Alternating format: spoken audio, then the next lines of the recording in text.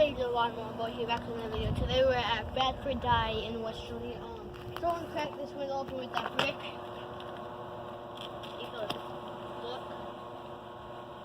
Is Pennywise in there? Nope, no one's in there.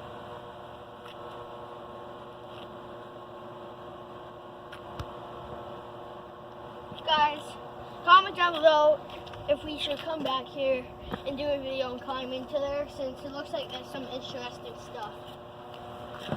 Come check it out. I'll actually do it right now. No.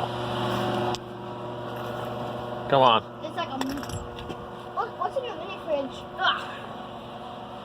Can't reach it. It's like nailed in. Alright, leave it. Okay, let's go check out the other place back here. We have a cup, we have a garbage can, like barbed wire all along this fence. They used to make military stuff, but now it's just all ran down. It's bad.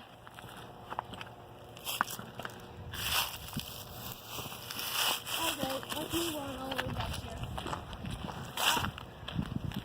I don't see much in here. Oh, wait, anyways. No, someone's in that building. Yeah. Because the lights are on.